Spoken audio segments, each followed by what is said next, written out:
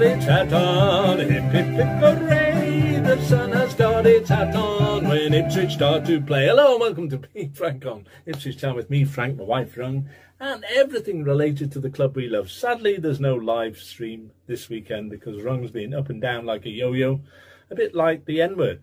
But she's feeling a lot better now, but we're going to do it next week, hopefully, if she stays fit and well.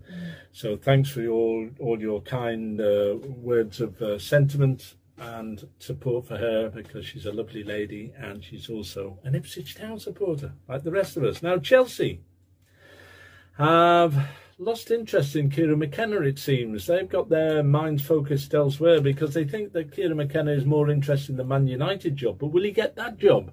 Well, that's open to debate, isn't it? Because Manchester United have other irons in the fire, including Thomas Tuchel, who suggests that he's already got the job, which is even more remarkable. According to The Guardian, Eric Den Haag is on the way out of Manchester United, regardless of what happened yesterday, but they have a board meeting once a year, and so far he's still in the primary seat. Will that continue, or we'll find out next week whether he stays or goes?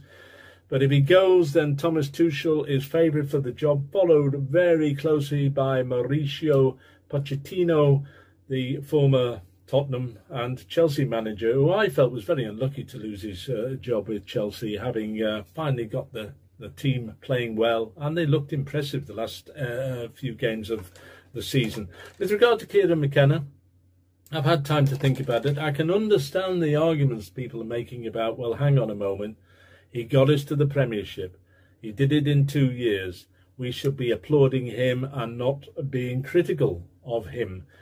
But I agree with Simon Jordan here from TalkSport, who has been an owner of a football club. You make that commitment to a manager. You expect the manager at least to perform. He exceeded those expectations by getting Ipswich to the Premier League. Yes, we know that.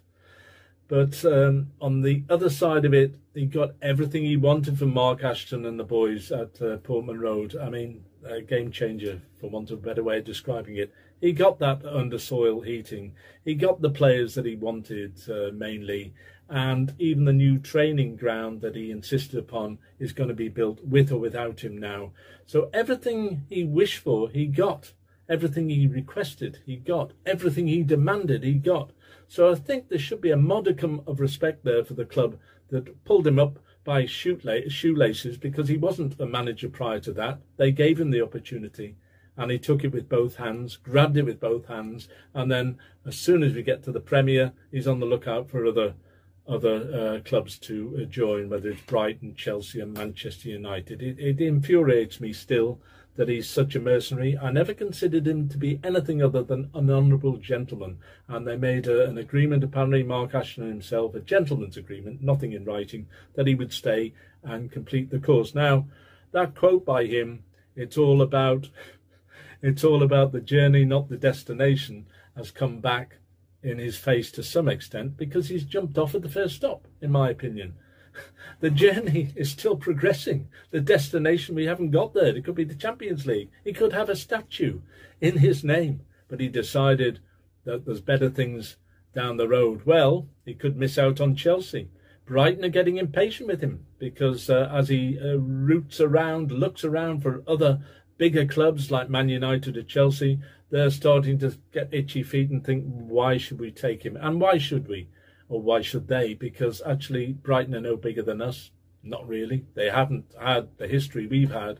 So I think he's going to be caught between the devil and the deep blue sea, and good riddance. And when he comes back, cap in hand, and apologises to the club and the fans, which he won't do, of course, then we know where his other ulterior motive lies, in my very humble opinion. Okay, we'll end it here for now, but we got one subscriber to mention before we go. New subscriber, Josh Barrett. We do this every day of the week, and I hope you can join us again tomorrow. In the meantime, thanks for tuning in. And what we say, darling, up a time!